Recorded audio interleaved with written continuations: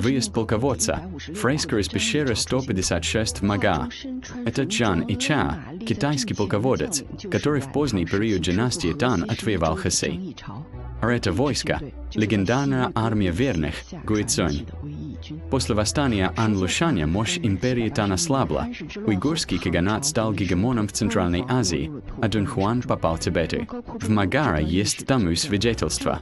Вот тибетский ценпа на фреске правителя Скарбат в пещере 158 или его изображение в молитве в пещере 159. После 60 лет тибетского правления в Хэсэй влиятельный дуньхуанский клан во главе с Чжан Ича отбил Дуньхуан, а затем один за другим захватил еще 10 округов, вернув Хэсэй, полвека находившийся под властью Тан. В пещере 156 запечатлены его великие военные подвиги, а также фрески его жены, госпожи Сун. В 867 году Чжан Ича отбыл в Чиньян, и армия Гуйцзунь перешла к племяннику Чжан Хуайшэня. В 907 году Чжу Вэн свергл династию Тан и основал позднюю Лан.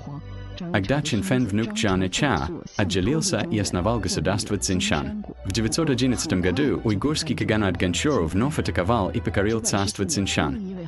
Великий сын неба, император царства на правах младшего партнера заключил с уйгурами договор, признавая их превосходство по формуле «уйгурский каган – отец, а китайский сын неба – сын». Чтобы укрепить свою власть, император Цао Цзин вступал в брачные союзы с уйгурскими каганами Ганчжоу и джикутами царства Хатан. В пещере 98, созданной по приказу Цао Цзиня, есть не только его портрет как дарителя, но и изображение его союзников, уйгурского кагана Ганчжоу и хатанского джикута. А среди женщин-дарительниц из клана Царо на первом месте стоит небесная княжна из уйгурского царского рода Турфана, которая хоть и вышла за Цао Цзиня после госпож Суо и Сун, но ее позиция здесь самая почетная. Царо Юаньшун, сын императора, а его мать, госпожа Сун, лишь на 4-м месте.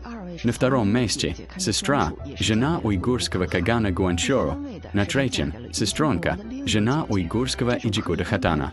Такое намеренное расположение фигур отражает господство уйгурских государств и стратегию клана Царо по укреплению своей власти через брачную дипломатию.